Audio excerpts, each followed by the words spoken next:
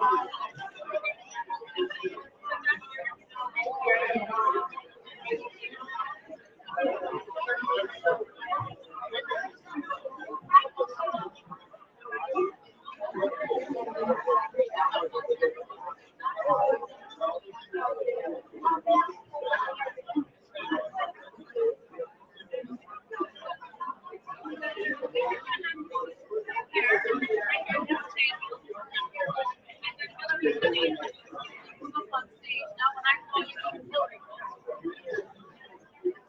when do you come in?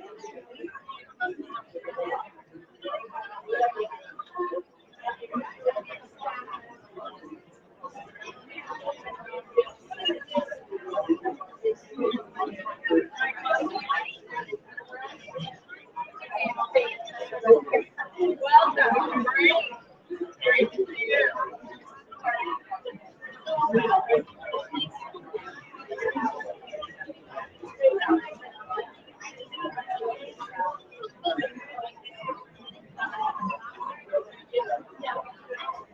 Good evening, everyone. Welcome to Adelphi University. I'm Chris Reardon, the 10th president of Adelphi. I also have the distinct honor of being the first woman in the 119-year history of the university. Thank you. I started on July 1st, and I've had a fast 100 days. As people often will hear me say, people make the place, and I can't say that enough about Adelphi University. And tonight really, to me, reflects that motto, people make the place. We're really here celebrating cancer survivorship, and the breast hotline has been instrumental in helping women and their families deal with this tragedy and survive and thrive. And that's really what tonight is all about. We're going to be honoring two very special people that you'll hear more about, but I do want to take a moment to say a few words about each one of them. Senator Kent Hannon has been a tireless advocate on behalf of the Breast Cancer Hotline. He has been our main support in terms of receiving funding from the state of New York and also enhancing our funding. Senator Hannon, on behalf of the university, the volunteers, the leadership, and the families, thank you for all you do to support breast cancer.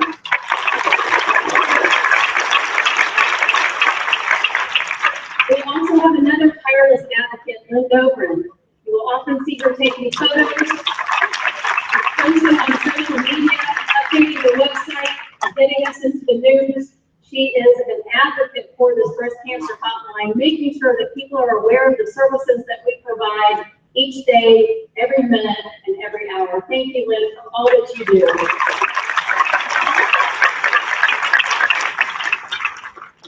The third person that I am honored to introduce is Hillary Rudder. She has been our director for the last 19 years, and really the breast cancer hotline, the support services, and everything that we do is all because of her leadership.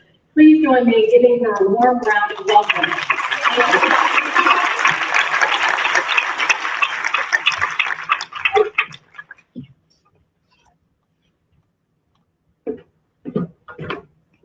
Thank you, Dr. Riordan, and welcome all to our annual celebration of survivorship.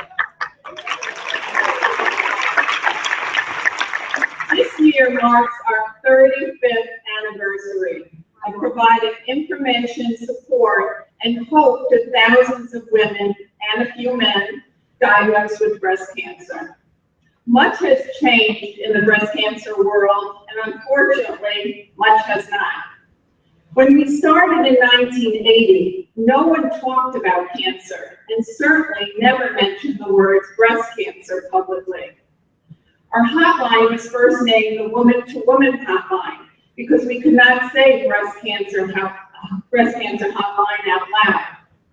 Breast cancer was often dealt with in isolation, secrecy, and shame. Today, especially in October, breast cancer is all over the media, in business, and everywhere else. Pink ribbons blanket the backdrop of our lives. Awareness is everywhere, and people talk about breast cancer openly and publicly. There has been progress in understanding and treating breast cancer, targeted therapies, genetic testing, and while most women with breast cancer are surviving, and living what is now a chronic illness, thousands of women are still being diagnosed every year, and too many women are dying of the disease. Women are seeking out information and coping with their diagnosis differently than in the past. Many women get their information and sometimes support from the internet, from websites, chat rooms, and blogs, which is one of the reasons that we have recently instituted an online chat with volunteer survivors and social workers, and are trying to get a virtual support group going.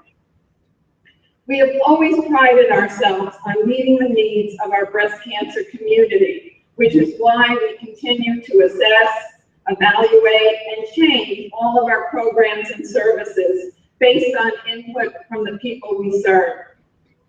One thing, however, remains the same. We want women to feel that they are not alone and that there are people and services to help them through their diagnosis, through treatment, and through survivorship. That is why after 35 years, the Adelphi Breast Cancer Program is still here. There's so many people to thank for tonight and for all that we do. Thank you, Dr. Reardon, for being here tonight and supporting the program and welcoming all our guests. I have to send a special thank you to my husband. It's our 24th anniversary today, and he's put up with me for 24 years. Thank you to all our raffle prize donors, with a special thank you to Fortune Fine Jewelry for the beautiful necklace being auctioned off. And if you haven't purchased raffle tickets, please do so quickly outside, and we'll call the raffle at the end of the evening.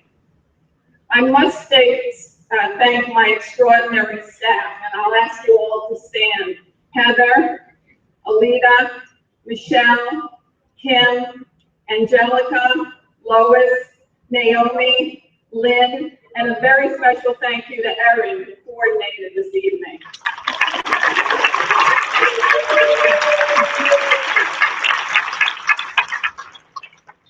We have a number of interns with us, and I'd like to thank Amy and Courtney and Sarah and Natalie.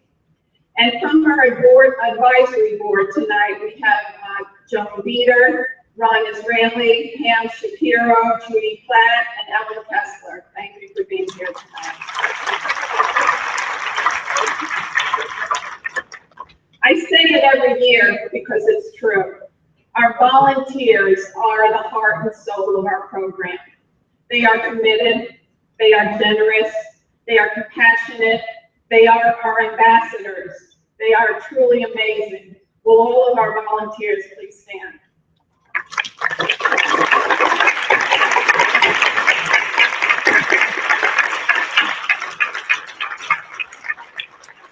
Once again, I want to ask all the survivors, the patients, the warriors, the thrivers, all of you who have been impacted by breast cancer to please stand with our volunteers.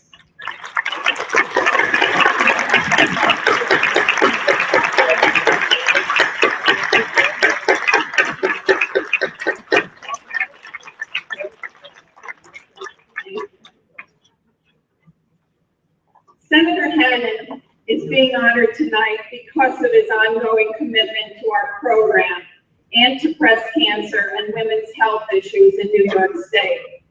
He's the chair of the Senate Health Committee and has championed legislation in healthcare, and in particular, women's healthcare. When we sit down with him every year, he wants to know what's going on in the front lines, in the community, and why there are women who are not getting screened or treated. He wants to know about any barriers we encounter when we are talking to and educating women. He cares. It is with great respect and gratitude that we present this award to Senator Kemp Hannan.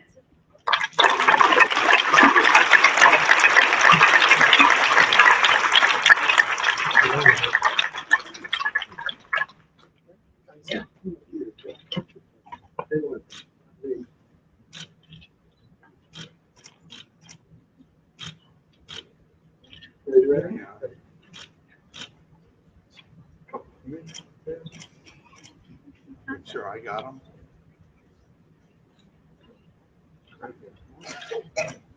Okay, great.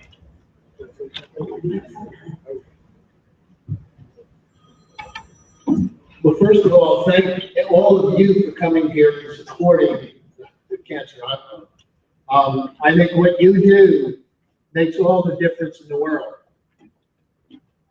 Hillary was mentioning how in 1980, people didn't mention cancer, didn't even mention breast cancer. I remember the very first rally that was held on the steps of a very cold, windy spring day over in the Supreme Courthouse in Nassau County. Most people didn't understand what was the cause, but because of advocacy like yours in the intervening time, people now understand and know how important it is. And the thanks I have tonight are for my co-honoree, who with always a smile and a camera has helped make things go forward, to all of the volunteers here, and especially the people in the hotline, because I know when someone comes to me with a problem, they've had a bad mammogram, they've had a worry, I can say, call the hotline. And the reaction later on when they come back is, what great advice I got. It was compassionate, it was caring, it was accurate. So thank you to all of you for what you do there. And the last, yes. And the last thank you is to Hillary, because she's managed to keep up with a good spirit, the steadfastness that something like this organization needs. For all the things that we've come along and for all the progress we've made, just a few years ago, when the governor presented a budget, it had taken out the money for the hotline. And it has taken a little bit of stealth and guile to get it back there and then to increase it. And the steadfastness of what you've done, the support, the gathering together of everybody, working as a coalition, that's been very important. And so we are where we are today, and still know there's a frontier to advance in the future. So thank you very much for this honor.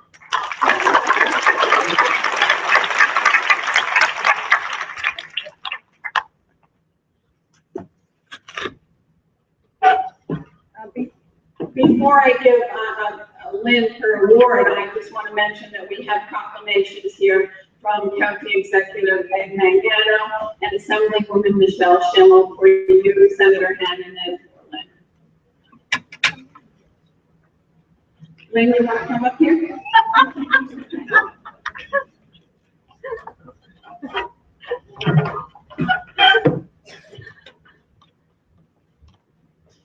When I started here 19 years ago, it was Lynn I turned to for advice, guidance, and support.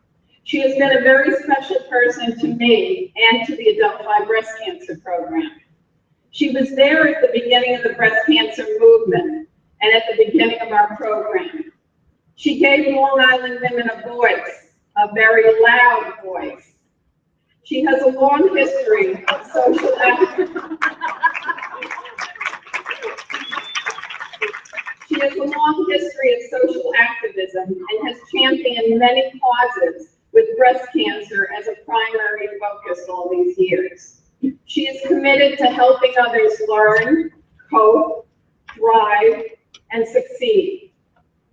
Lynn is the only person I know who can walk into a room of strangers and within minutes knows who they are, what they do, and what they care about, and ultimately has them involved in our program in some fashion or another, either volunteering, donating, accessing services, providing an outreach opportunity, or something else. When I think of Lynn, what comes to mind is fun, tenacious, smart, committed, creative, engaging, a friend, and great at what she does. She really cares. She's a great networker, bringing people together, connecting people, ideas, and passions. She is a true humanitarian.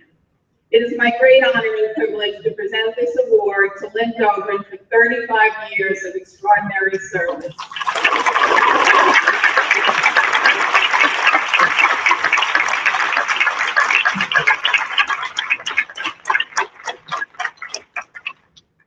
And the awards, I forgot to read yours, Senator Hannon, but it says the Adult-5 Breast Cancer Program in celebration of our 35th anniversary recognizes Lynn Dobrin for her outstanding leadership, commitment, and advocacy in changing the scope of breast cancer services and awareness.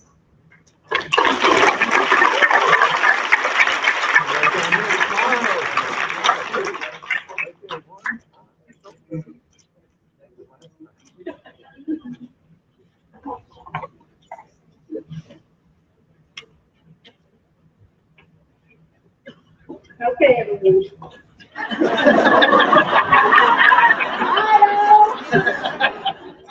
Smile.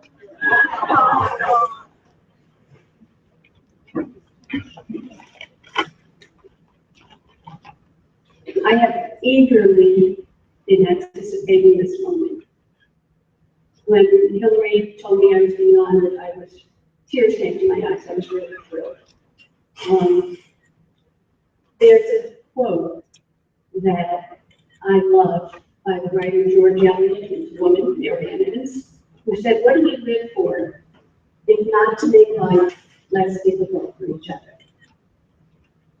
And 35 years ago, two of our professors here at Delphi, Leah Lauer and Louise Skolnick, decided that they needed to do something for women with breast cancer. Because as you've been hearing, nobody talked about it. And that's when the first, that's not my good side. You turn around, face that way. And that's when the first support group for women started. And it was the women in that group who got it going and started the Delphi New York Statewide Breast Cancer Hotline and Support Program. Please can change that name. That's what the first years were like. And then the Balaban came, Barbara Balaban, who brought us into activism, right? And Barbara, I think that's one of the senators, D'Amato called her the Balaban. And activism is what she was all about. And that's when our program went into that direction in a very powerful way. And then Barbara left, and Joan Beater, who's sitting over there, and Lois Carey, who is teaching Joan's class tonight, so Joan could be here, they held the program together so that we could continue until we found the right director. And 19 years ago, that was Hillary. And it's with Hillary's steady hand and vision that this program has grown in the past 19 years, and we have 100 volunteers, which is fabulous.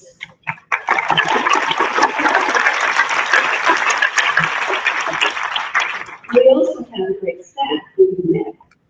They're wonderful to work with. You can always count on them.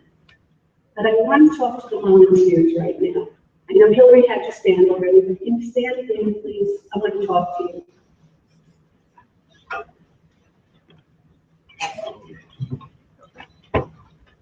You have taken this ugly disease and turned it into something beautiful and wonderful. What you have done is extraordinary, the way you have moved forward. And it's because of you that I'm not afraid of breast cancer.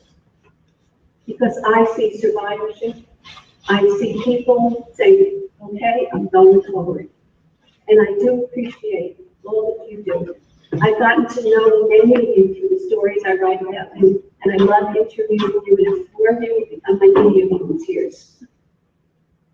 You are the people who make life less difficult for others. And I thank you very much.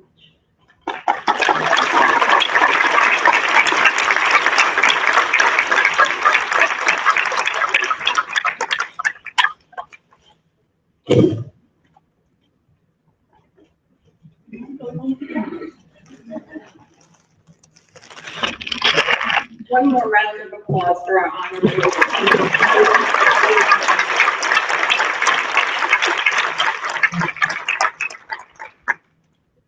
Passionate, visionary, relentless, focused, smart. That is how I describe Francisco.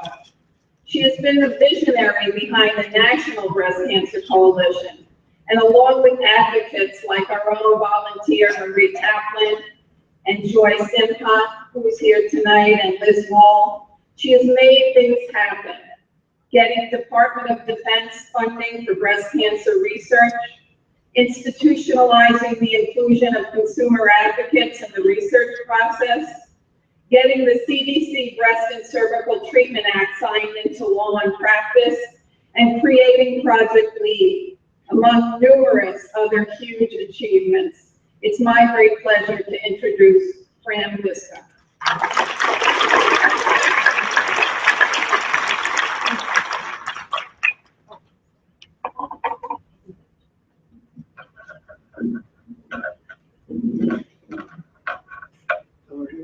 Can you come down from it? Can you come down?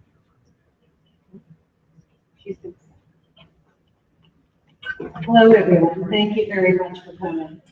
I'm I think now a 28-year breast cancer survivor. And I've worked for many years with Hillary and Marie in the Delphi hotline, as a member of the board of the National Breast Cancer Coalition for a number of years. What I'm going to talk about now is the National Breast Cancer Coalition's most recent campaign, our Deadline 2020 campaign. But NBCC accomplished a great deal and laid the groundwork for so much other advocacy work and so much that led us to the point where we could launch the Deadline campaign. And there are many individuals in this room tonight who helped get us here. So I want to talk a bit about taking action. But first, I want to recognize some of the advocates who helped us get to this point who are no longer here. We all know women and men like this, who devoted their lives to a mission to help others and to end breast cancer. And we stand on their shoulders, whatever it is we do to help others. I want to recognize Anne Grant from Share, New York, Carolina Hinestrosa from Nueva Vida, who was the Executive Vice President of the National Breast Cancer Coalition, and Christine Brunswick, my dear, dear friend, who was the Board Vice President of NBCC. And I hope that you'll think of them when you think of all of the women and men in your lives who got you to this point and are no longer here to share it with you. So I want to make certain you understand that we all have a role to play to achieve a deadline to end breast cancer, all of us. And we have to use every avenue to get there. It's too important to be shy about it. It's too important to be cautious. We need to push as hard as possible to save as many lives as we can. The National Breast Cancer Coalition, for those of you who do not know, is a coalition that was formed in 1991. We have organizations from across the country who are members of NBCC, hundreds of them, and tens of thousands of individuals. And we were formed to change the systems of breast cancer. You do the very important and hard work of helping individuals direct services one-on-one. We were formed to bring many people together to change systems, to change the systems of research, of access to care, of influence, so that everything that we do has an impact on everyone. Our mission is to end breast cancer, and we will do that through our three goals, and that is making certain that there is sufficient funding for the right research, that everyone has access to the care that they need, and that trained and educated advocates, women and men with breast cancer, and those of us who care about this, influence all of the decisions that are made about breast cancer. I'm just going to give you a few highlights of our accomplishments. You heard that we brought about an incredible amount of money for the worldwide scientific community through our political activism. Over $3.5 billion new dollars for breast cancer research through the defense budget, in addition to increases at the National Cancer Institute. The CDC Breast and Cervical Cancer Treatment Act was conceived of by the National Breast Cancer Coalition, and we have worked hard to enact it into law. Our influence can be seen through Project LEAD, where we train women and men to understand the science of breast cancer, the language, the processes, so that we can work side by side to set a research agenda with scientists, and so that we can make certain the information that we're giving to individuals in our communities are based on evidence, are based on science, and it's the right information. And we launched Breast Cancer Deadline 2020. I want to give you an example of what the power of advocacy can bring about. This is a graph that shows you breast cancer research funding through the federal government from 1992 to 2012. And this is the NCI number, which is the green bar, the National Cancer Institute, and the red bar is the DoD. Now, when we started our work, breast cancer research funding in '91 was only $100 million. We quickly brought it up to close to 200 and then over $400 million a year. And you'll see where it is now. And if you add all of that up, just the red bar, as I said, more than $3.5 billion, that's the power of informed advocacy. That's one of the things we can accomplish. So why did we launch a deadline through our years of advocacy? Aren't we making enough progress? Well, no, we're not. After decades of investments, billions of dollars, thousands of clinical trials, many drug approvals, and so much awareness, we haven't made progress. In 2014, in the United States, 2015, 232,000 women will be diagnosed with invasive breast cancer. And that includes that doesn't include in situ. So we have 62,000 plus women who will be diagnosed with DCIS. 522,000 women around the world died of breast cancer in 2012, which is the most recent number that we have. In 2015, an estimated 1.6 million women will be diagnosed around the world. In 2014, we know that 40,000 women and 430 men died of breast cancer. And at the current rate of progress, it has been estimated that deaths from breast cancer worldwide will be 750,000 by the year 2030. These numbers are not getting better. This is not progress. This is the mortality rate in countries around the world. And if you look at the bars, you'll see the red bar is the incidence of breast cancer. The blue bar is the mortality from breast cancer. And the incidence is greater in countries like the United States and Western Europe because we screen people, so we find breast cancer. But the mortality rates are not significantly different across all of these countries. And that is telling us that we're on the wrong path, we are doing the wrong things, and we need to shake things up. As you have heard, I'm sure, the mortality rate in the United States is declining, but it is declining by a small amount. That's 1.9% a year, and that rate of decrease is not increasing. If you were making progress, it would be increasing. Again, an example of not enough progress. We can change this. We decided that we were going to do this by setting a deadline. We will know how to end breast cancer by 2020. And we're going to do it by focusing in two areas. One is primary prevention. Women and men do not get breast cancer to begin with. And the second is preventing metastasis. Women and men do not die of breast cancer if they get it. Because we all know that it is the spread of breast cancer to other organs that is lethal. You get breast cancer and it stayed in your breast or even your lymph nodes, you would not die of breast cancer.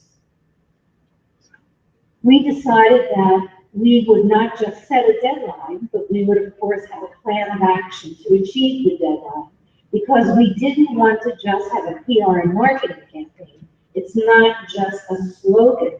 It is truly action to know how to end breast cancer, and then a plan to implement what we know. We have a blueprint that you can find on our website that lays out the areas that we're going to cover on the deadline. And it is really designed around the 3 goals I spoke about originally. It's about research. What is the research needed to end breast cancer?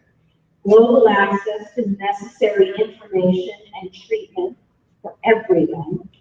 And all of us being trained and educated and getting a seat at the table so that we can influence all of these areas and push this action to end breast cancer.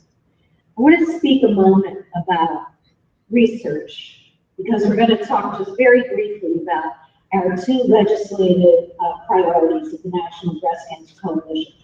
I mentioned earlier that we had brought about more than $3.5 billion new dollars for breast cancer research. And that's an achievement in itself. But none of those dollars are not asking the right questions. So it's not just about raising money and lobbying for more money for research. It's about understanding the science, having a seat at the table to help determine what questions will be answered with those dollars. What are the questions that are important to us? Not just the questions that an individual institution wants to have answered so they can develop a drug, or that an individual researcher needs to have answered in order to get published. But what are the questions that will save lives? That is what Project LEAD is about. That is what our deadline campaign is about. Very quickly, the public policy work that we do now, our priorities are a bill accelerating the end of breast cancer, which is a bill that we developed, and it is meant to leverage the past investments in breast cancer. It's not asking for more money. It's leveraging the investments, the ideas, the knowledge, the technology that has come about from the billions of dollars that have been invested, leveraging that, bringing it together, and having it focus on ending breast cancer. And our other priority is also to continue the DoD breast cancer research program. And you should know that we have a seat at the table to help decide how those dollars are spent. The research arm of our deadline campaign is the Artemis Project. The Artemis Project is a collaboration. It is led by advocates, by us. It's led by advocates, and it brings together scientists and other advocates, regulators, industry from around the world to work together across disciplines, across institutions, across countries to answer the questions that we have posed, primary prevention and preventing metastasis. It's an incredible collaboration. We're not an organization that writes big checks to scientists. We do not have a large budget. But they come together to work with us because we're asking them to do something bold. And because we've spent the past 24 years building our reputation on Capitol Hill and within the scientific community.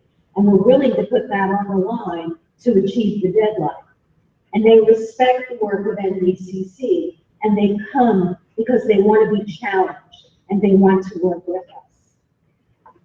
In terms of the first goal, the prevention of metastasis, our Artemis project is focusing at the moment on the idea of a preventive vaccine in breast cancer.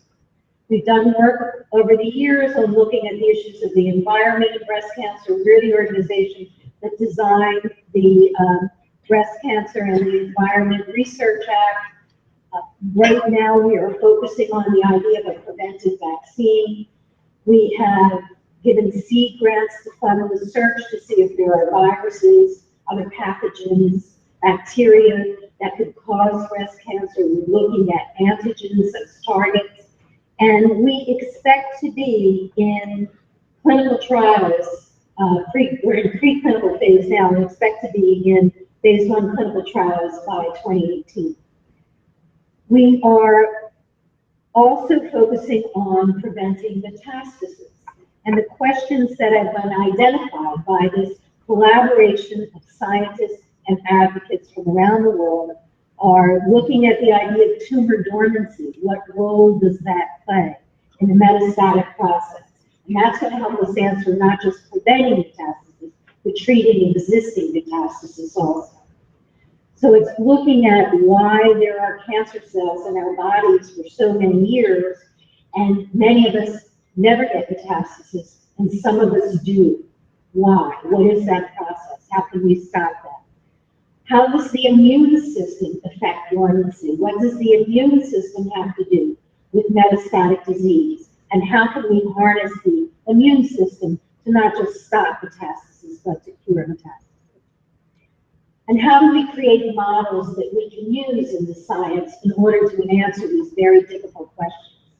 Now, these are the kinds of bold questions that we brought people together to answer. And they, again, are incredibly excited about working with us to answer them. I sit at the table of the Department of Defense Breast Cancer Research Program, and I have for years. And I can tell you that the thousands of proposals that we see are primarily focused on treating breast cancer, and that's important. But we also need to focus on the areas that have been neglected. Primary prevention, preventing metastasis. And that is what we're bringing to the table with the Artemis Project and the Deadline campaign. We need to also be involved as advocates in the Deadline campaign in changing the conversation.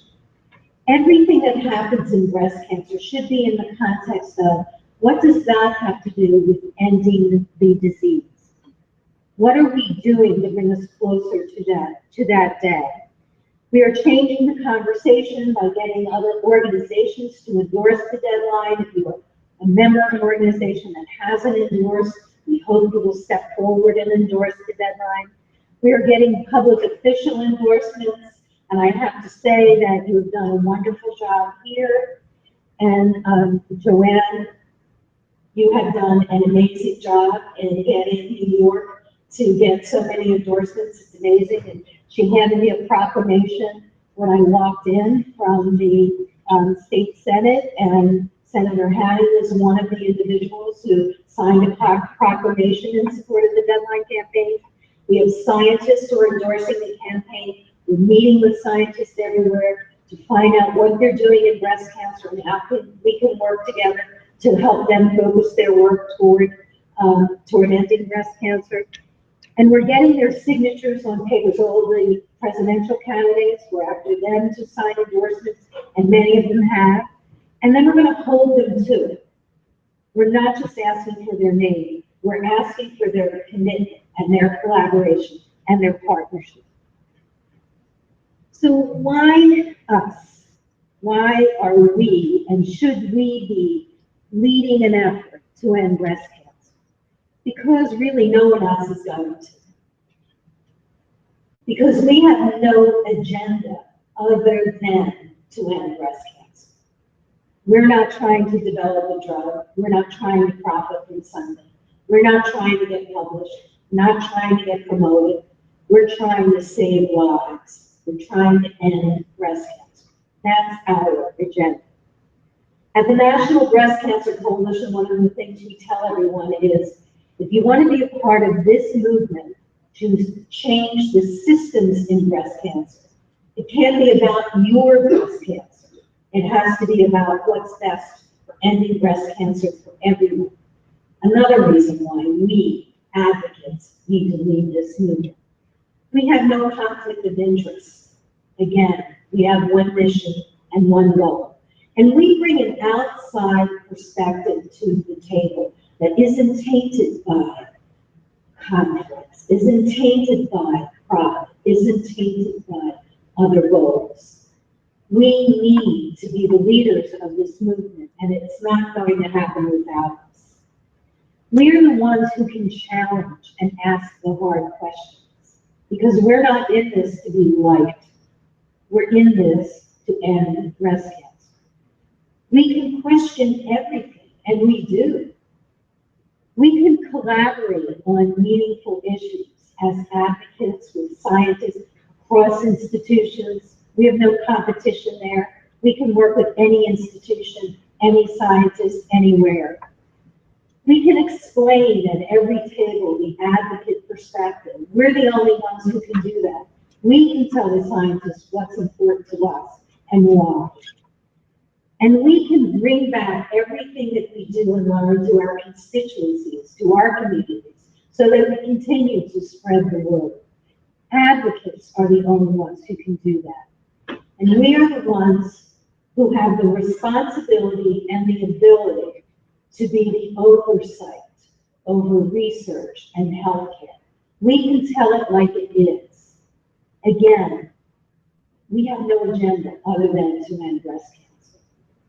So I've tried to give you a very quick overview of an incredibly complicated organization and a very complex deadline campaign. Public policy component, a research component, an outreach and change the conversation component. There are pieces of this campaign that all of you or any of you can become a part of as we push forward to end breast cancer. And if the idea of science scares you, don't let it. We have Project Lead that you can take to learn the language and the concepts. Learn more about Project Lead. We have, and it's free. You just have to apply. We have online training on our website.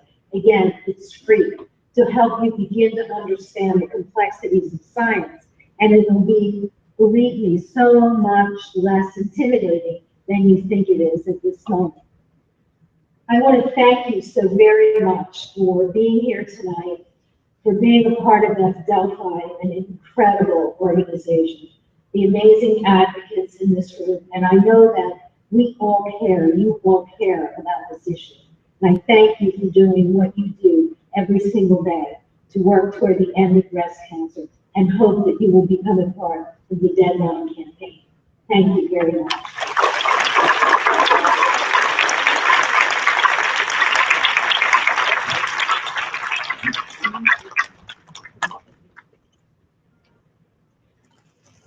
Thank you, Fran. And Fran flew in from California this afternoon, needs to get back to Philadelphia tonight to get to a meeting in Washington, D.C. tomorrow morning. So thank you so much for being here. And I encourage all of you to go to Breast Cancer Deadline 2020, to the National Breast Cancer Coalition, and get involved. When I first met Karen Miller 19 years ago at a Long Island Breast Cancer Network meeting, I was immediately a bit overwhelmed. She was articulate, passionate, forceful, and clearly had a lot to say about breast cancer and the environment. Through the years, I have come to admire her for her determination, commitment, knowledge, tenacity, and to recognize her warmth and sense of humor. It's my pleasure to welcome Karen Miller.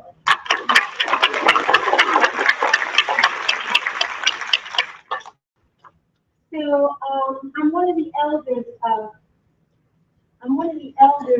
breast cancer, and I was at Nassau County. As you can see, this is the shoe I wore today. This is the shoe I've been wearing for 19 years. So we were one of the people that on Nassau County was screaming, why us? We don't want it anymore. And while many of the women there were saying Nassau, Nassau, Nassau, there were a few of us going Suffolk 2, Suffolk 2. So look how Delphi and all the partnerships over the last 30 years have changed. We're now looking at access to care more closely. We are very tenacious. We're bringing more funding to the movement. And almost 27 years ago, when I formed my board, we started a campaign called Prevention is the Cure. We knew that there would be a lot of survivor support. I was diagnosed in 1987. My husband Michael is here with me. All 3 kids gave me breathing space. But I wanted to find out why. No medical background, wasn't part of any institution. I was an interior designer, but I wasn't afraid to ask questions. I got very involved in one of the 27 agencies of the National Institutes of Health, the National Institute of Environmental Health Sciences. Their money, their focus goes on answering the questions why. I saw that there was not a proper balance between some of the agencies. I saw that the agency that was my choice of an agency was not really funded that well. So we found, we looked around, looked and saw some scientists and brought those scientists' work about why we get breast cancer in the first place to the politicians. And we really began to move and grow this organization. I belong to a group called the New York State Breast Cancer Network. We're a group of organizations from Buffalo to Long Island. Laura Weinberg, my colleague on Long Island from Great Neck Breast Cancer, and I have done a lot of good deeds together across this state. Joyce Imhoff is here representing as the executive director of the New York State Breast Cancer Network. So we were able, through our political will, to change policies on environment and health in New York State. Whereas, I think, just to talk about our personal survivorship, whatever I'm going to talk about. So I'm here to talk about Shrink the Pink. I follow the words of Hillary, and I say to everybody, we definitely are aware, we're definitely comfortable. There are more pink ribbons all over this country than you can shake a stick at. Not enough in the third world countries, but there's a lot here. We've got to spend a lot of money finding out why we get breast cancer in the first place. In my role over the last near 30 years, I met a wonderful researcher, pediatrician, well-known Dr. Philip Landrigan from the Mount Sinai School of Medicine, and he runs the Children's Environmental Health Network. He now is actually Dean of Children's Health for the World Health Organization. And I asked him a million questions. And through these almost 30 years, I found out that there are common threads of environmental exposures that start in the womb, that start with the vulnerable pregnant mom, and it's carried over through generation to generation. It's not about the diagnosis. I got up, I don't know, a couple of weeks before Thanksgiving in 1987, and I was Karen Miller, Michael's wife, 3 kids, lived in Huntington. I'm Karen. Within 2 or 3 days, I was Karen with cancer. It was quite devastating. So we have to not think that it was at that moment. And we cannot compartmentalize one disease over another. We have to look around and see that whatever our affliction is, whether it's childhood diseases, cancers, Parkinson's, diabetes, breast cancer, prostate cancer, that it takes a tremendous toll on all of us. I'll regress a little bit and say, personally, the thing that brought me to this whole movement was fear, tremendous fear of the diagnosis of breast cancer in 1987, because there was no breast cancer in my family, and tremendous guilt. Oh my God, I brought cancer into my family. Both sides of our family didn't have any cancer at all. And that's what made me ask all the questions. So again, like Fran said, and Hillary said, and I'm sure all the speakers will let you know their personal stories. Don't be afraid to ask questions. Don't be afraid of what drives you forward. Know that we really are all in this together. And I thank you very much for the opportunity to speak.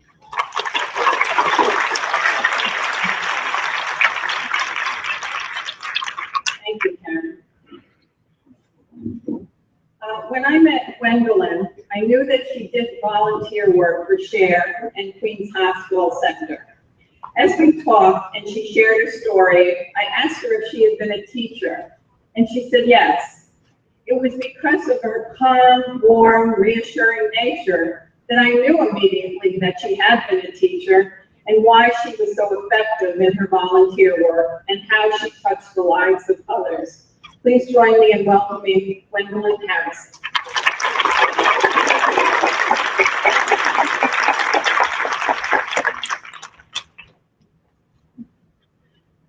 Good evening, all.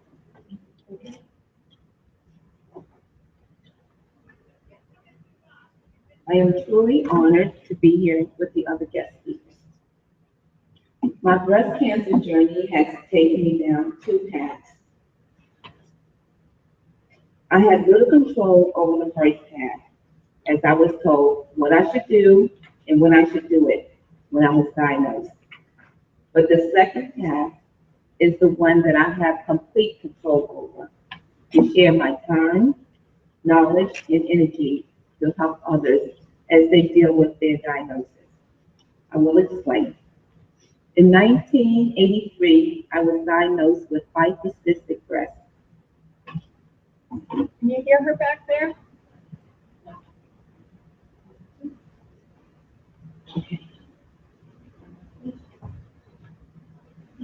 In 1983, I was diagnosed with cystic breast.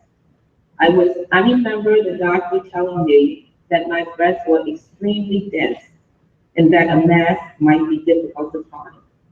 Therefore, he recommended that I have a mammogram once a year. I was in my 30s. As the other speaker noted, no one in my immediate family had breast cancer, so I accepted his suggestion, but I really wasn't concerned. My yearly mammograms continued for about 15 years. Then in August of 1998, the doctor called me into the room to show me my film. There were several areas of calcification. I had a second mammogram, a sonogram, and a biopsy. The usual protocol. It was confirmed. Much to my dismay, I had breast cancer, ductal carcinoma in situ, DCIS. I had no pain, no discharge, not one visible sign that there was a cancer growing inside of me. I felt fine. Therefore, my husband and I sat in the doctor's office in total disbelief. As he began to explain why I should have a lumpectomy to remove the cancerous area, I wasn't processing any of it. I went home and I cried and I cried. Telling my two sons, one in high school and the other away at college, was extremely difficult. I had to convince them that my breast cancer was the good kind. After all, it was stage 0. But I was angry with God. Why me, I asked. At that time, I thought that someone in your family had to have breast cancer for you to get this disease. So to me, it did not make sense. I didn't want anyone outside of my immediate family. I only wanted my immediate family and my very close friends to know what I was going through. I wanted to be left alone as I tried to cope with this unwelcome news. But it didn't take long for me to realize I had to get it together. I had to go forward. Thus, I had a lumpectomy, fortunately with no complications. I decided to get a second opinion to be sure that I had clear margins. Based on that second opinion, my margins were increased. There was no lymph node involvement, so chemotherapy was never a part of the conversation. After consulting with a radiation oncologist, my doctor and I agreed that there was not a convincing reason for radiation either. Tamoxifen was not prescribed at that time because I was still menopausal. So there was no follow-up treatment, and I was fine with those decisions. After all, I was DCIS stage 0. After my recovery, I went back to teaching and all was good.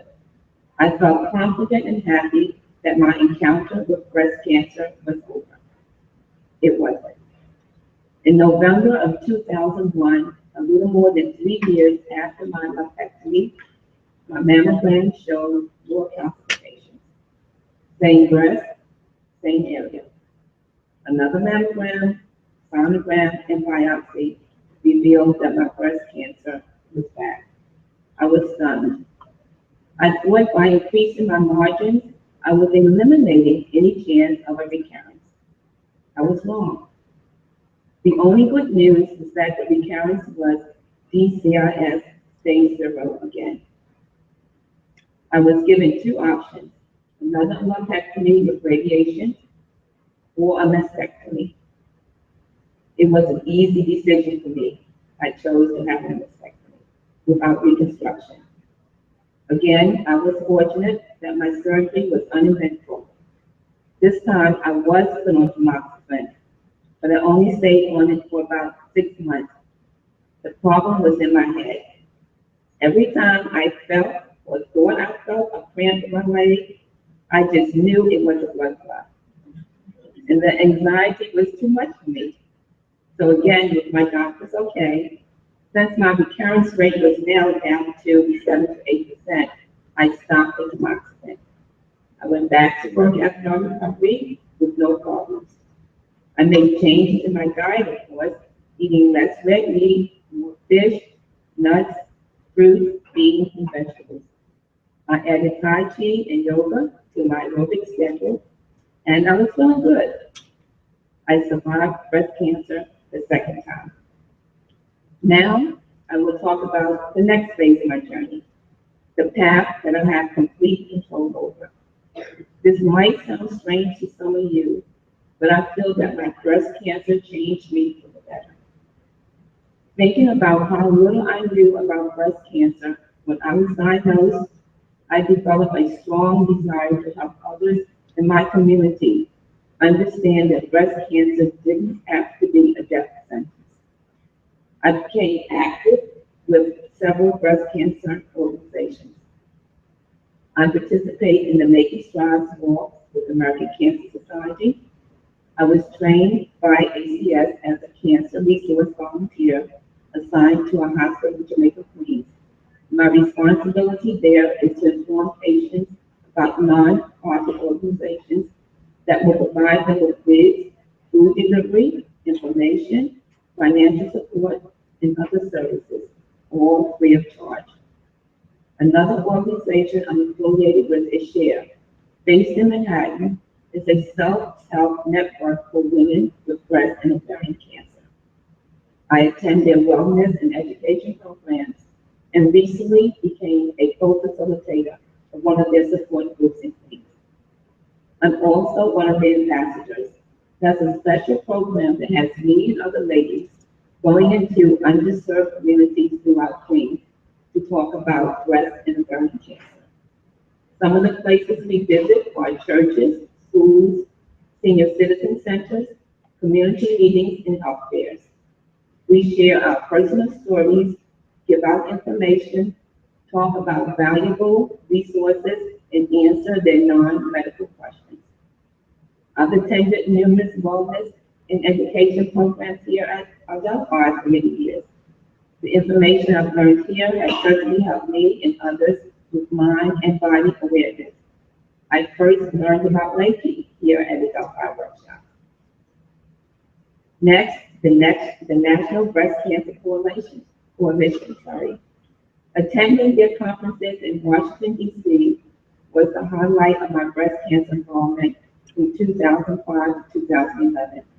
Hearing Fran, Visco, and numerous other speakers was a huge incentive for me as I sought to learn the most current and important information about new research in the field of breast cancer.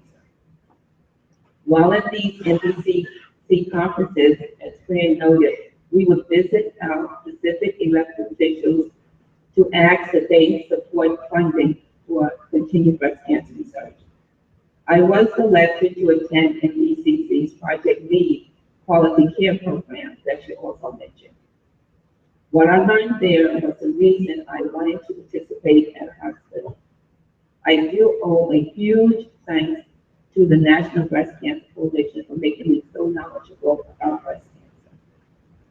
In 2010, I received a scholarship to attend the San Antonio Breast Cancer Symposium in San Antonio, Texas. As patient advocates, we listen to doctors and researchers present the research for the first time to the public. It was truly a mind-stretching, amazing experience. All of the scholarship recipients had two assignments: to summarize a given presentation in their own words was extremely challenging but rewarding, and to take the information back to our communities, even more rewarding. Throughout my breast cancer journey, I had a wonderful support group of family and close friends.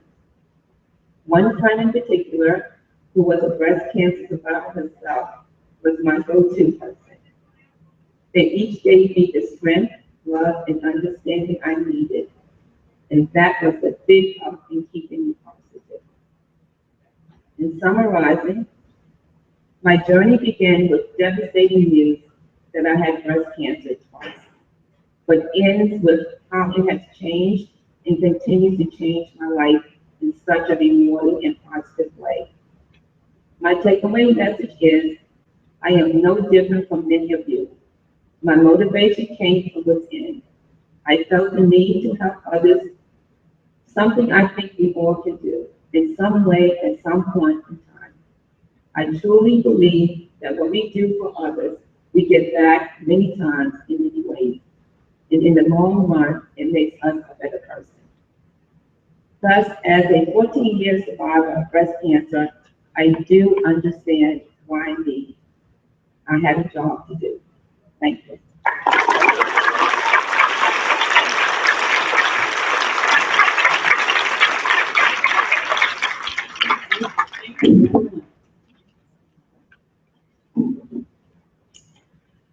Myra is one of our extraordinary volunteers. Not only does Myra provide support and advocacy to hotline callers, she empowers them with information and encourages them in turn to advocate for themselves. She is the calm, gentle voice on the other end of the phone. I personally suggested and encouraged Myra to attend the recent NBCC 2015 annual summit, which she attended, and to apply for Project Lead, where she was accepted and attended the vigorous training. I singled Myra out for Project Lead because she's very bright, curious, determined, and passionate about eradicating this disease and advocating for herself and others. Please welcome Myra Taylor.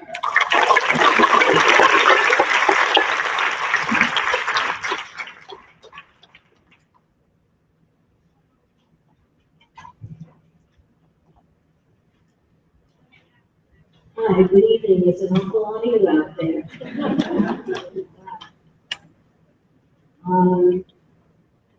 It was never really on my bucket list to get breast cancer. It wasn't high on my list, it wasn't on my list at all. But there it was. But before I get into that, I want to take you back to when I was 25, when I went to my regular GYN and we found a lump. Sent me to a doctor who tried to aspirate it, and we couldn't aspirate it. So they told me, go home and wait 3 months and then come back and we'll try again. Maybe it'll go away by itself. So I waited the 3 months. I really have no idea how I got through that. And then I went back and it was still there.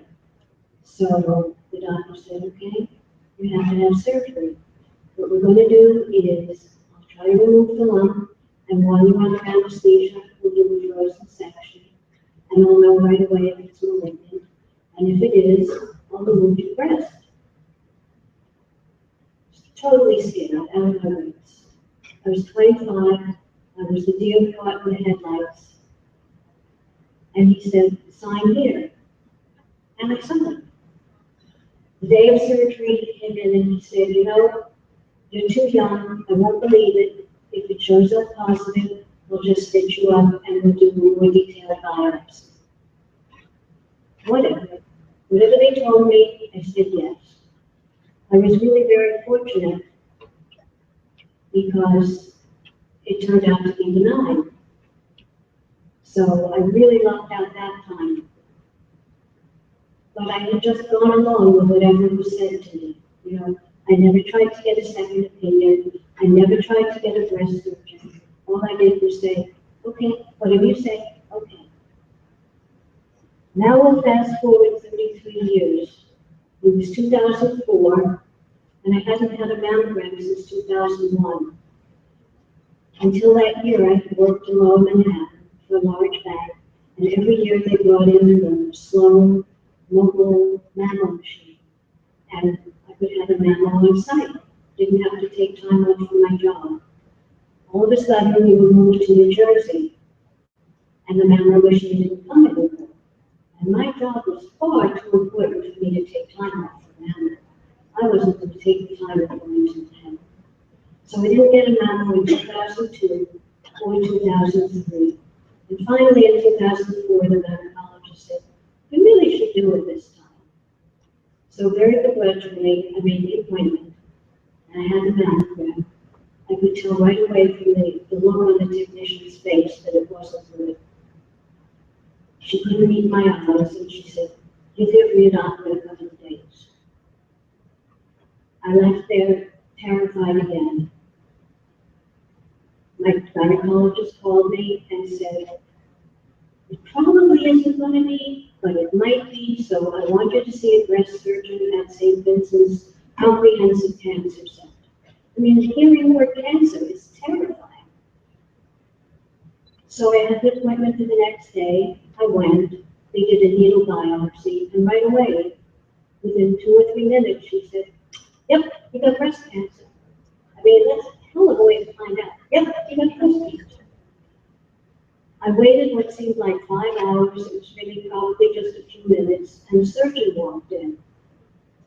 And she told me her name, and she had this very calm, matter-of-fact attitude, like we were talking about a toenail, not like I had just been told I had this life-threatening disease. And she explained to me that I would have a sentinel node biopsy, which was a reasonably new procedure at that time. And of course, I'd never heard of it. And she said, based on the outcome of that, whether I had positive nodes or not, that would determine whether I'd need chemo. And she said, I was lucky because I had a choice. I could have a lumpectomy or a mastectomy. And I said, okay, how do I make this decision? And she said, well, you know, some people are more attached to their body parts than others. Yeah, right. I had already had melanoma by then, and I knew whenever I had a growth or mold didn't belong there, yeah, take it off, biopsy, and get rid of it. This was a breast we were talking about, you know, it just attached to your body parts, you know, it just blew me away. But again, I was that deer caught in the headlights, totally paralyzed by fear.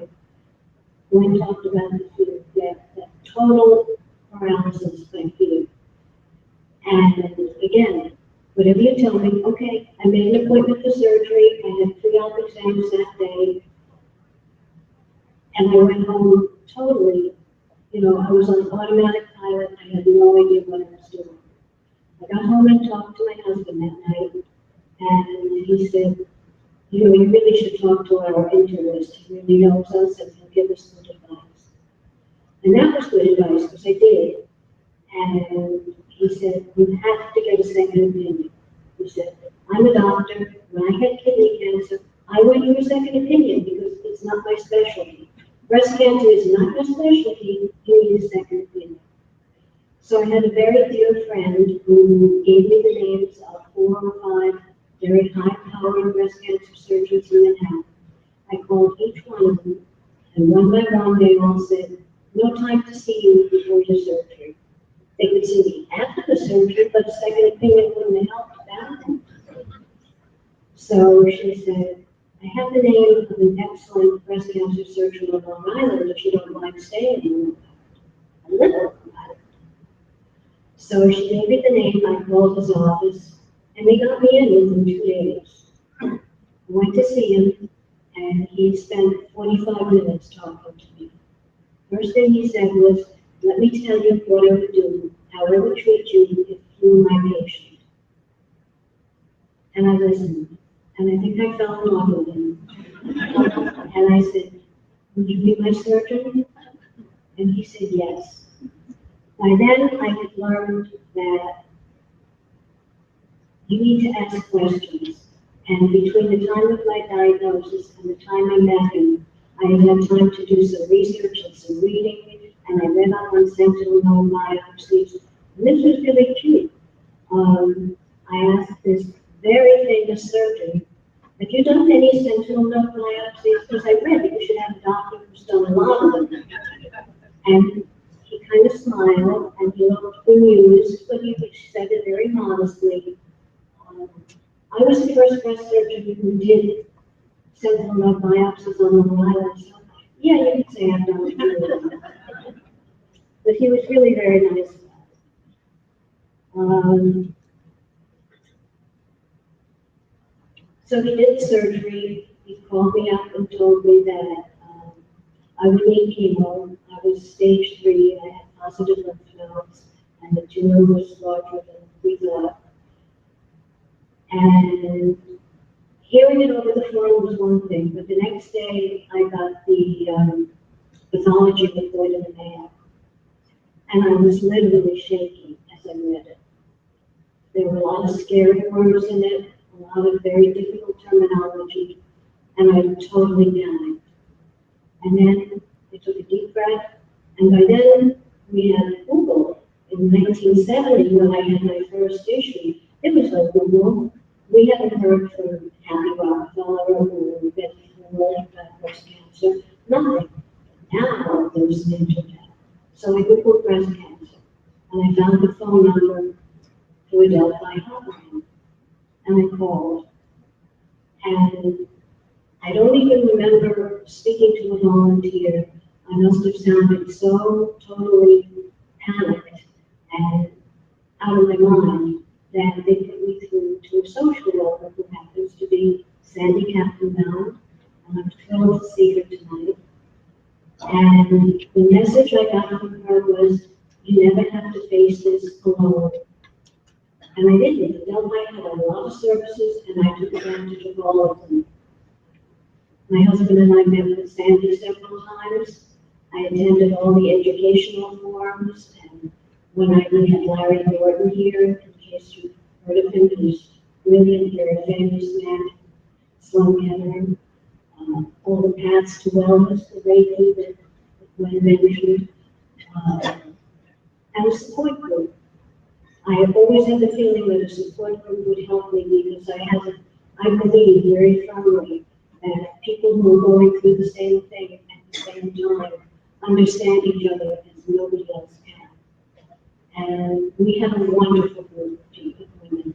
We got together every week, and as we progressed and the treatment was over, we would take off our scarves, rub each other's heads, and say, "Oh, you got more than last week," you know.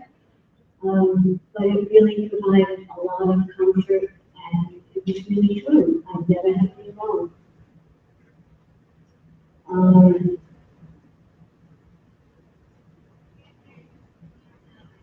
Sorry, senior moment.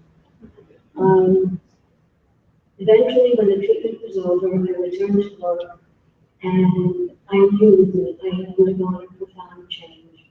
I had realized that life was a really very precious thing to me, and I wanted to live every minute of it. And eventually my job just got to be too much for me. I was working 10, 11 hours a day. I was commuting an hour and a half each way to and from New Jersey, and it was just too much. And I was very fortunate that I was old enough to retire by then. So I did. And now I had the time to do what I wanted. And one of the things I wanted was to give back. So I called the Delphi, but they were hiring volunteers at that point. So I tried American Cancer Society. And they said, yeah, would you like to do the wig bag? I've never done anything with wigs, but okay. I love it.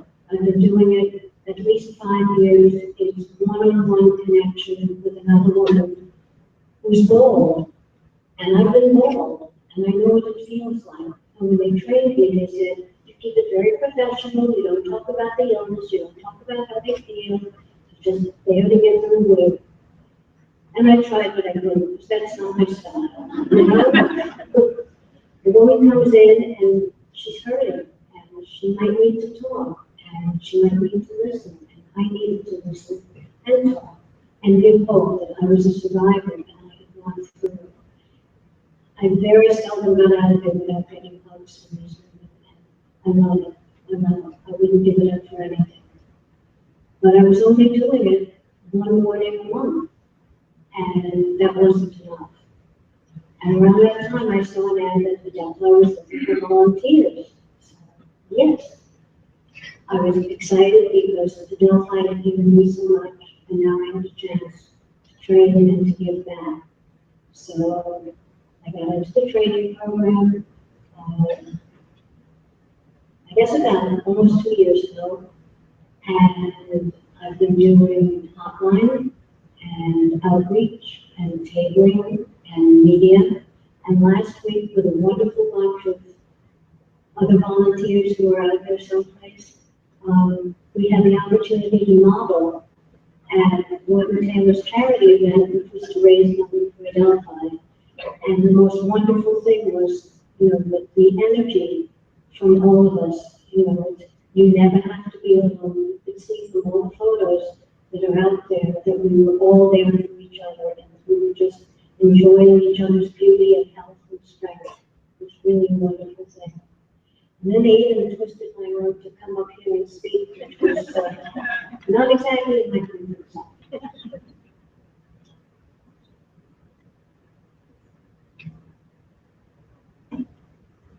So,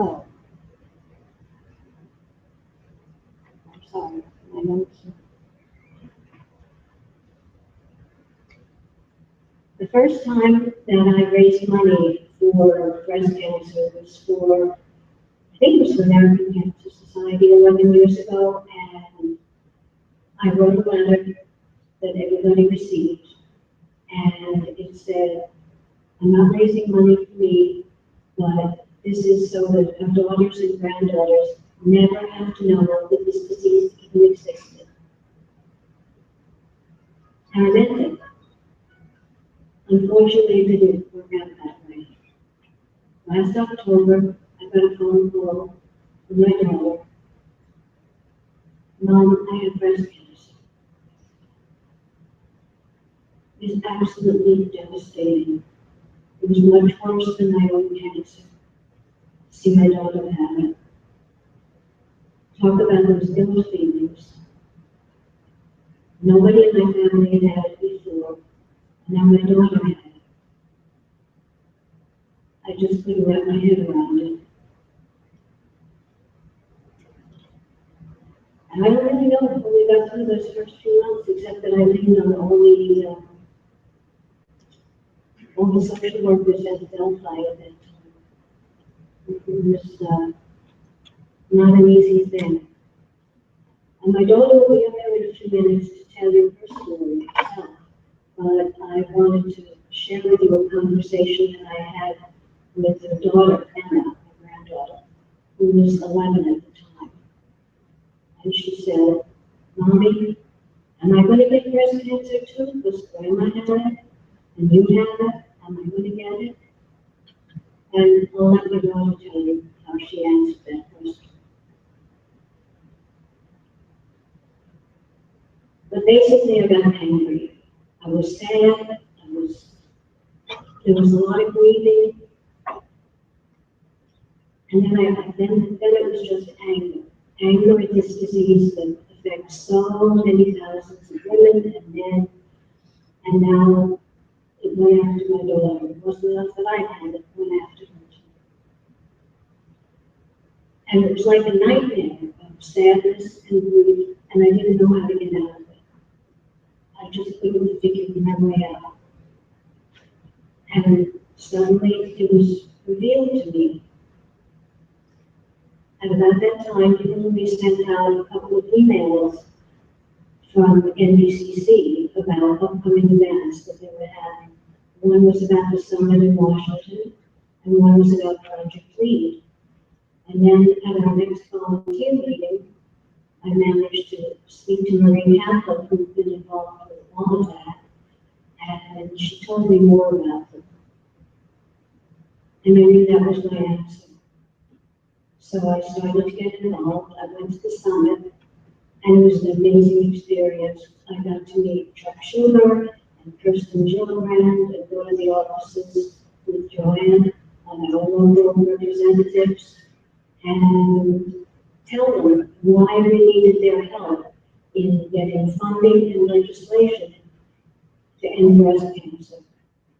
And it was really a very empowering experience.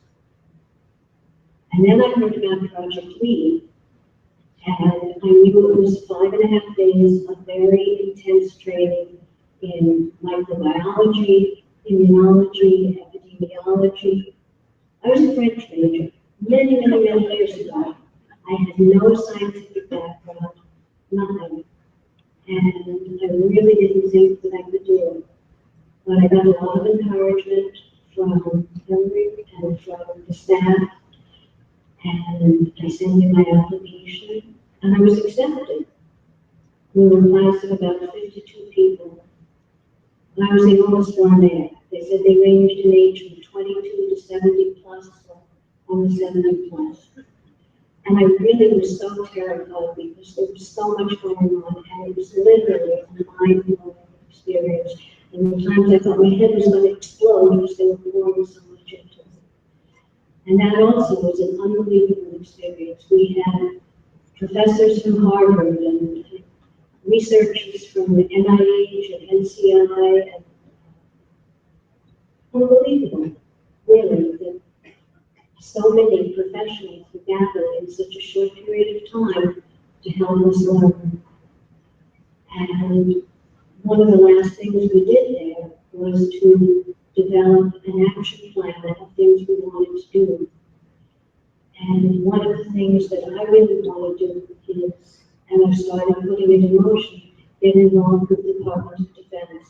The thought of sitting on a panel and helping to evaluate whether a particular grant should be funded or not, whether it meets the needs of women with cancer, whether it furthers the goal of NBCC to end this disease, to know how to end it by 2020. It's really an absolutely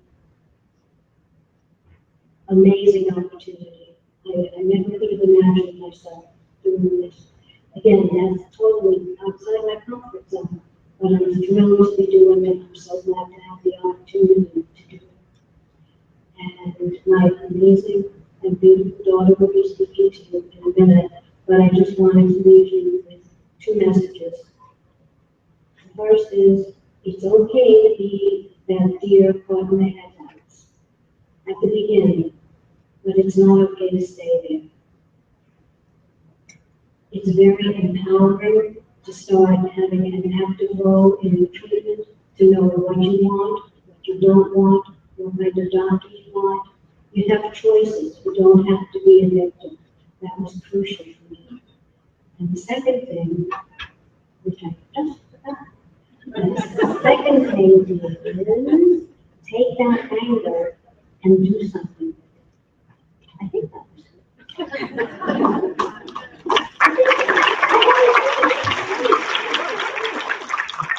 It's okay to be scared and angry in the beginning, but it's not okay to stay there. Action helps. There's so much that needs to be done. There are so many who are going to come behind us and get this lousy disease.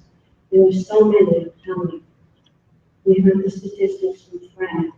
So it behooves all of us to do whatever we can, however we can, wherever we can. Thank you.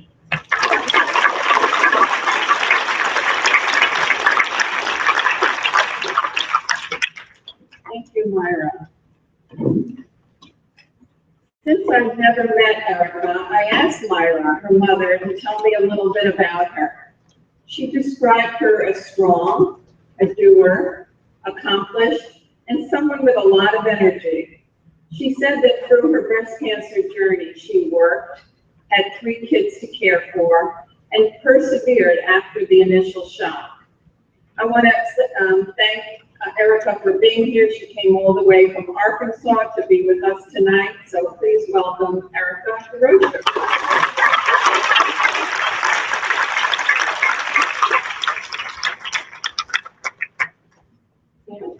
I need to know if you do the program because it's not fair to make me have to talk after my mother. Said all those things. So I want to thank you for having me here. The timing of this is particularly meaningful for me, not just because it's Cancer Month and all that, but this is a 1 year, I think this week, since my very first mammogram. I got my first haircut on Sunday, just the other day, and just a couple of hours ago, I had my first post-treatment follow-up with my oncologist. So it's a big week for me.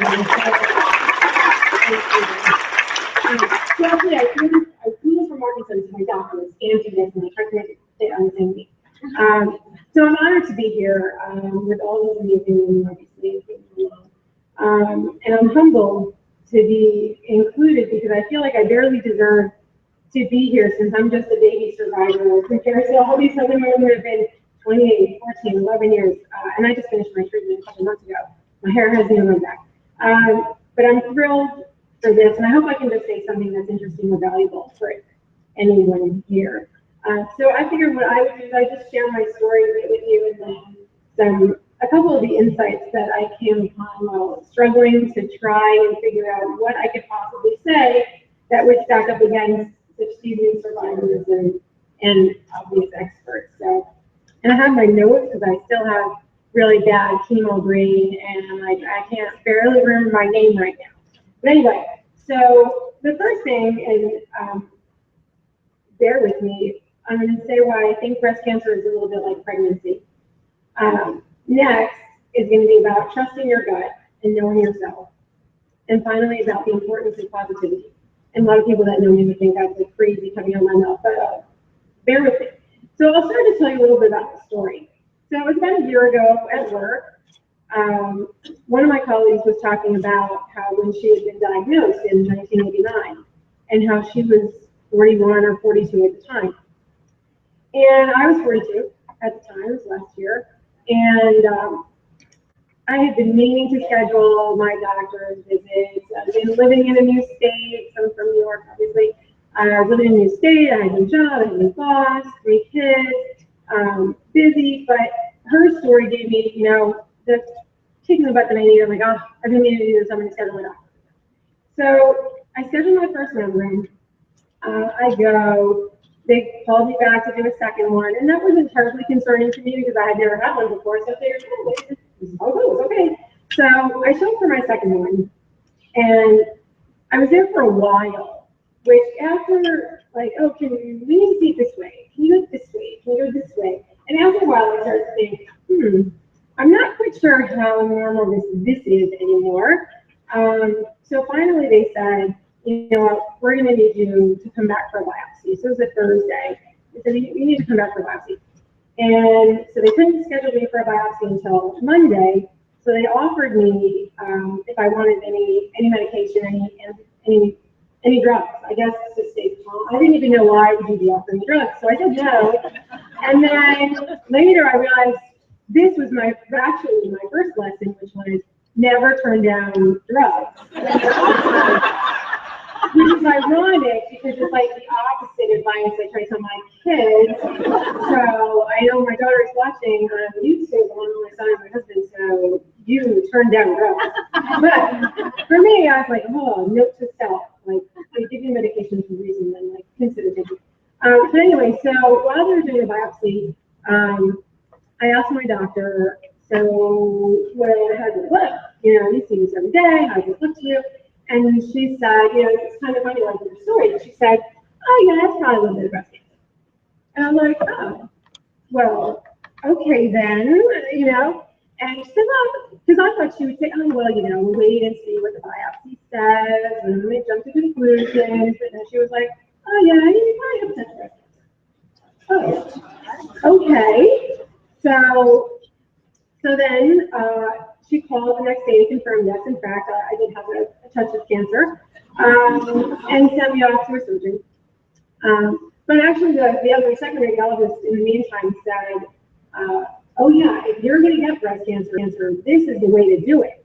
Because they found just a very small tumor and nothing else. And so they said, oh, good job. Okay. So then they sent me off to a surgeon. And while I was consulting with him, he was doing an exam. And he looked under and saw here and said, did they say anything to you about your lymph nodes? And I was like, I don't know. I don't think so. I would seemingly remember. I don't know. And he looked in the chart, and there was nothing about my lymph nodes.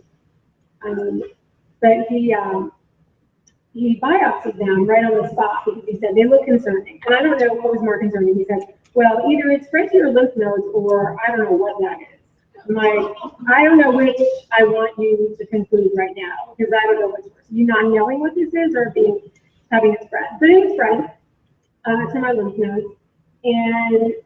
And then I had to do a PET scan, which was terrifying, because the night before I was reading all these blogs about horrible stories, and then I had to do the PET scan. It was the most horrible.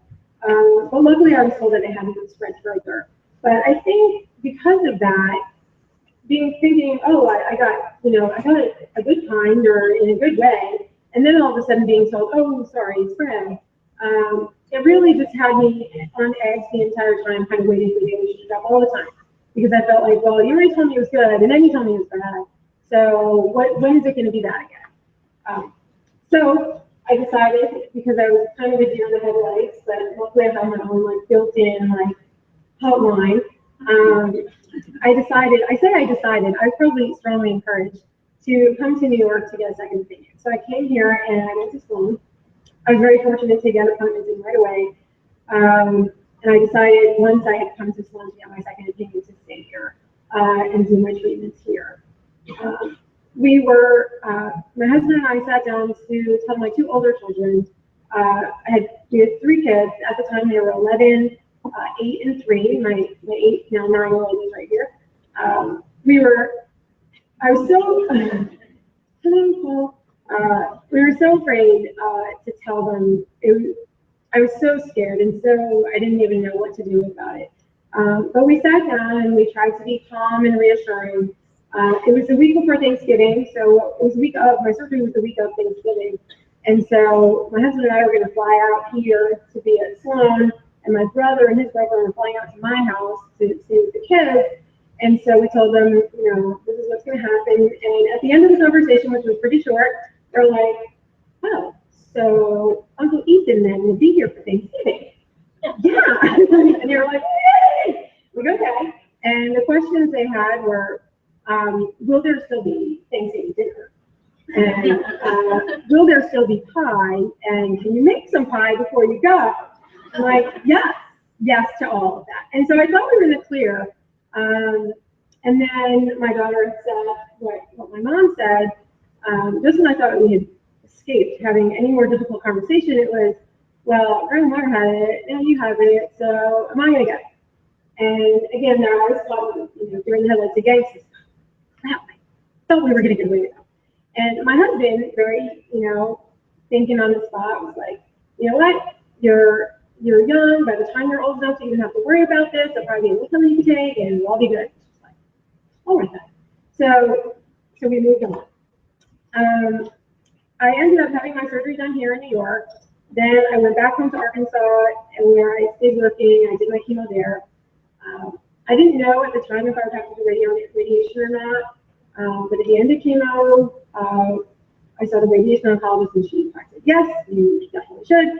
So I came back to New York right after chemo to do my exchange surgery, and then went back home. Then I came back here to do radiation in June and July.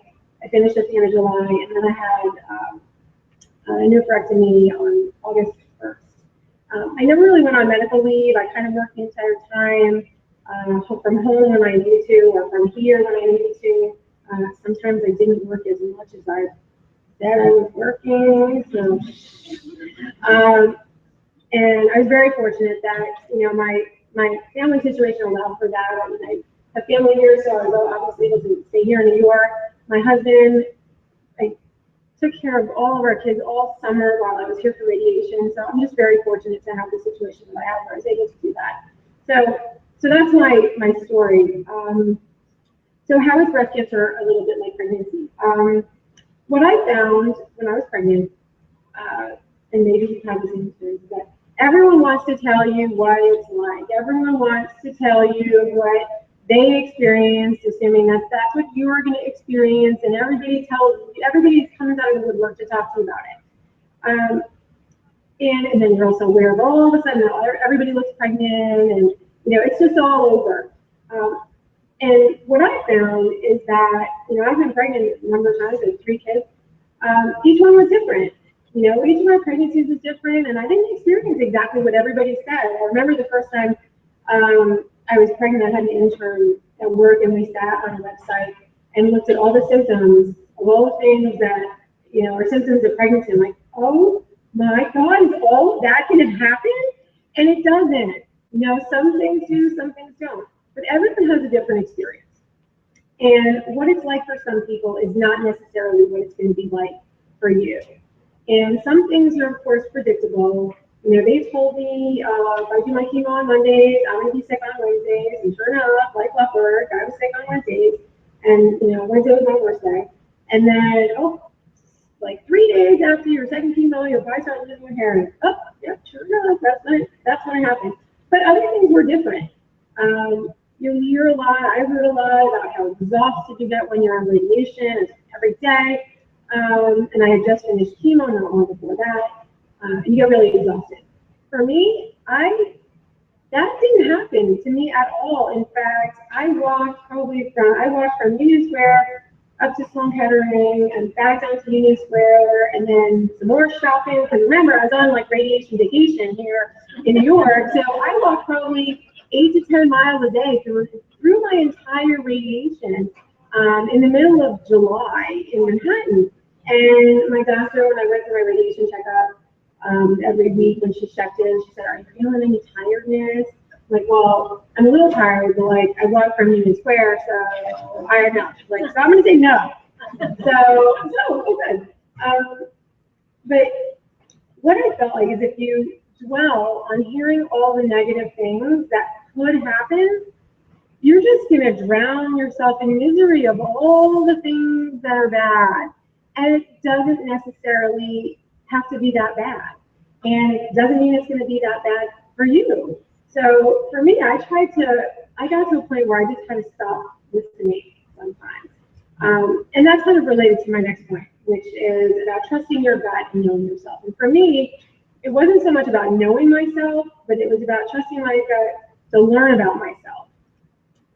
So like I mentioned, a lot of people inundate you with just offers of help and support, and it is wonderful. And I don't mean to imply that helping is not great, because it is, and that's what we're here for, and that's what we're celebrating. Help is amazing, and it's wonderful knowing that you have people that you can turn to for support and guidance and relatability and that true empathy that you were talking about, and it's invaluable. But you have to do what you need. And sometimes, and you have to trust yourself that you'll figure out what's best for you. And that what's best for you may not be what's best for everybody else. And different people have different needs, and different people have different needs at different stages. One day I don't need to call anyone, the next day I'm calling someone. Some days I just can't bear to hear another story, and other days I want to call someone and say, what was this like when you did that? And then you need something. So for me, it was about knowing what was there and knowing that I could call upon it if and when I needed to. And that was what was good for me. And I obviously had a few trusted, friends and advisors and mentors and my mom. But there were a lot of people that I did not call. This one's mother had breast cancer. She's a life coach. She'd be happy to help you. This one's mother. Oh, my friend Kate. And like, there were so many people that I didn't call back. It was just overwhelming. I couldn't. And I think that's okay, right? You do what you have to do, and you trust yourself to do what you need to do, and on your own schedule and what you need to do. I also, I knew that there were a lot of people out there that could help, and I didn't take advantage a lot, not because I didn't think it would be helpful, but just because it wasn't what I needed at the time. When I was done with radiation, my mom, I was getting ready to go back home. My mom gave me a book called After Breast Cancer. Some of you are probably aware of it. And I think it's a great book. It's written by a woman who is a social worker. Someone correct me if I get this wrong, I'm just going to go on. It's written by a woman who's a social worker. She has worked with breast cancer patients and survivors for years. She is, in fact, herself a 2-time breast cancer survivor, and I believe married to an oncologist. And in the book, in the beginning, as far as I got, she talks about why she wrote the book. And because all of these women who she had worked with for years talking about why hasn't anyone done anything, talking about and writing about what the hardest part is when you're trying to go back into your life and get acquainted and get comfortable with the new normal after your diagnosis, after your treatment. And I started reading this book. I gave it to my husband and I said, you have to read this because you must understand what I'm going through, because as I was reading the beginning of the book, I was starting gearing myself up, getting prepared to be depressed and devastated and anxious and paranoid and wondering like, oh my God, am I going to be able to like hold down a job? Like, can I still be a contributing member of society, or am I going to literally lose my mind? And I told my husband, like, I might lose my mind. You need to read this book so you understand what is happening. He was like, all right. So, so page 27 or so, it was a really good book. I encourage you to read it. But I stopped reading it because, partly because I was too busy, but because I felt great. I feel fine. I feel great. I'm not sad. I'm not anxious. I'm not depressed. I'm not mopey. I seem to be able to function at work. And the book was making me depressed. Like, just making me think I was going to be depressed. Like, I had to stop. So, but it's a really good book. And I have it if I need it. When I was going through my treatments, I kept a Karen Birch page. And I would post updates there as I was going, as I was going back to work. After I started reading the book, I made an analogy. And when I was first diagnosed, my husband and I talked about it, and we said, you know what? It's like a bump in the road that we just have to get past and move on. And, however long, when treatment's over, we'll be good. And later, after treatment, and after I was reading the book that made me convinced that I was going to be a basket case, I later described it as, yes, it's a bump in the road, but it's like a big bump that like knocks you off the side of the road. You hit a tree, your whole front end is like messed up, but then you get your car fixed. You get it fixed, you get back on the road, and it drives a little differently, but it's, you're back on the road, and that's your new normal, right? So I wrote that on my site, wondering what my new normal would be like once I returned back to work. And once I was past like all the daily doctor visits, weekly doctor visits, and like now I'm back at work and everyone's like, oh, so you're good now. Yay, it's all over. And I've been waiting to be mopey and scared, but I really haven't.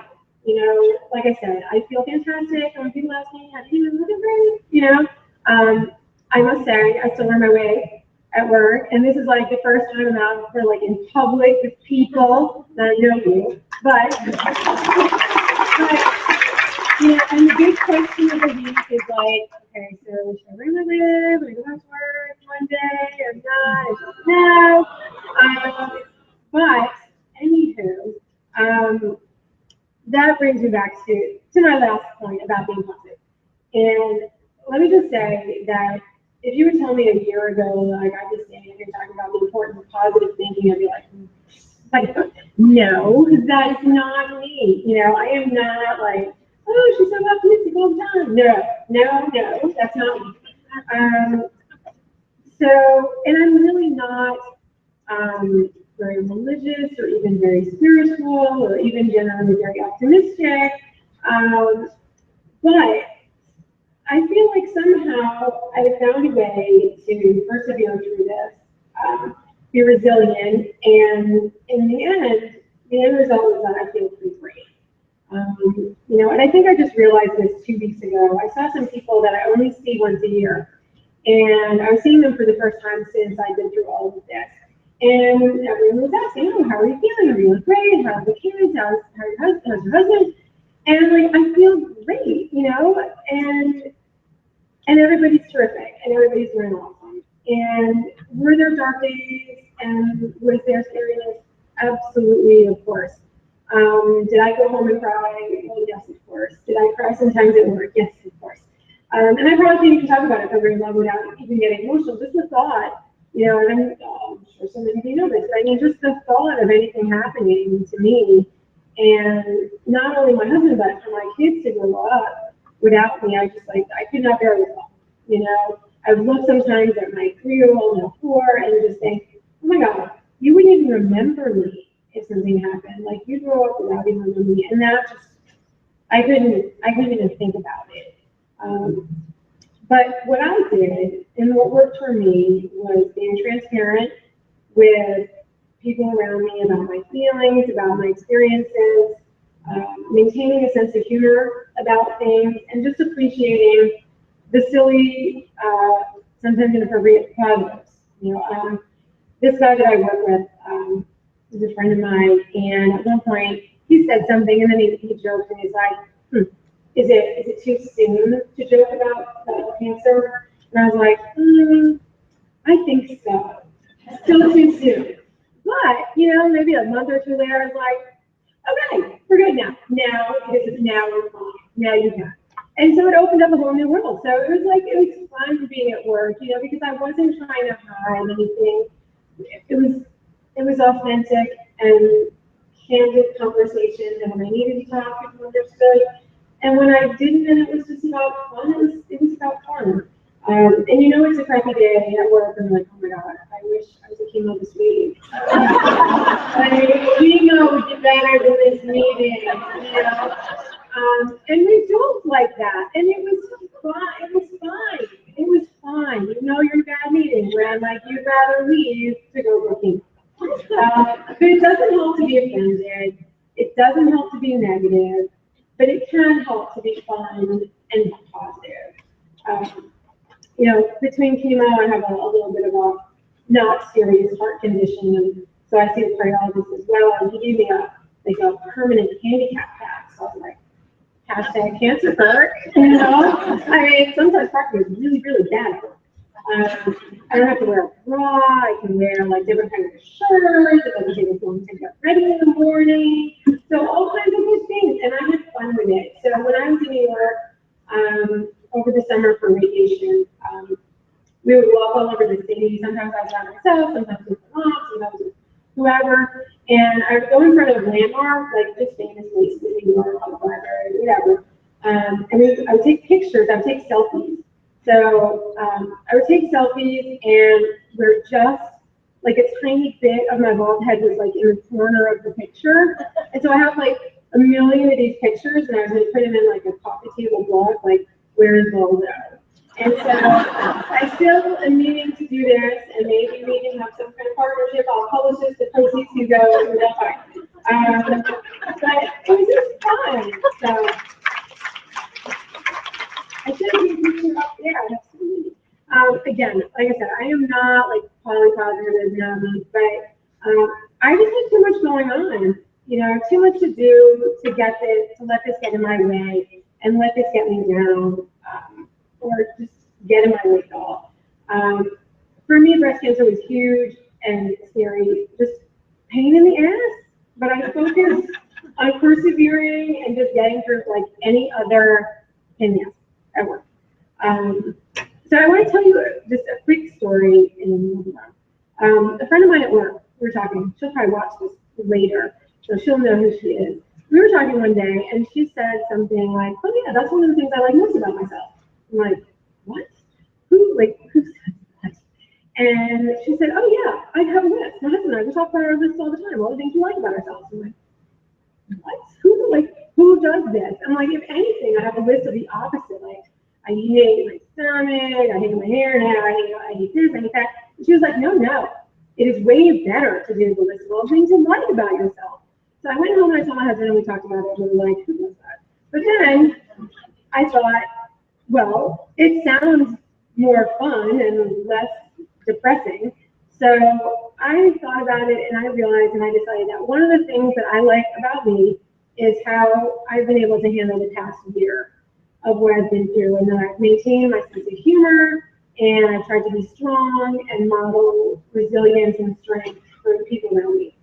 And on my Caring Bridge page, I had so many notes and comments from friends and people that I worked with or that I knew that said, oh, she should retire, be a writer. Oh, I'm getting you. And just the most important about how it was inspirational to other people. And it almost so much that it gave me like a baby head. And I'm like, I have to stop reading these comments because I'm like going to think I have skills that I don't have. But my parting words would just be, think about what you like about you, because trust me, it's more fun. And to be positive and to trust yourself. So, thanks.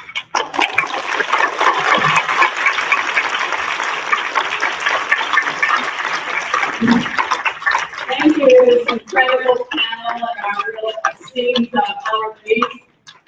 And Erin is going to do our raffles. Thanks again, everyone, for coming out and listening to our amazing speakers. Okay, so I'm going to go through the raffles. It's just going to be the last 3 numbers. Okay? So once I call your number, you're going to go back to the raffle table and have your number and get your raffle. You give your raffle ticket. Okay, raffle basket number 1, the girl's best friend, is number 152. No one's checking. 152. Okay, raffle basket number 2, the psychic bundle, is number 205. There's not nearly enough excitement yet. Raffle basket 3 is Walk the Candy Aisle, number 256. Yay!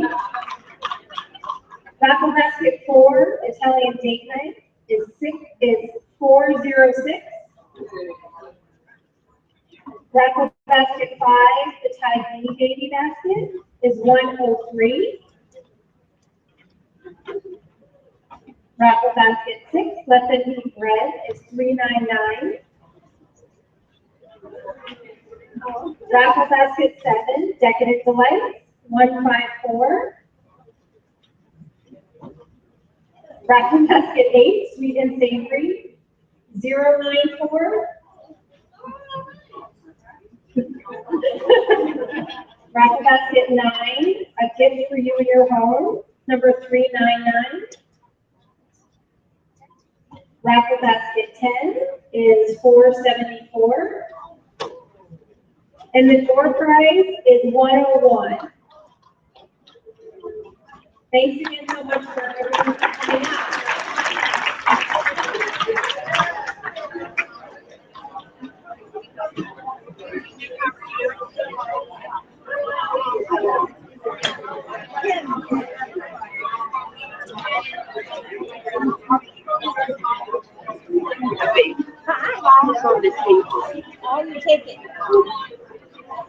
The streaming mic was on.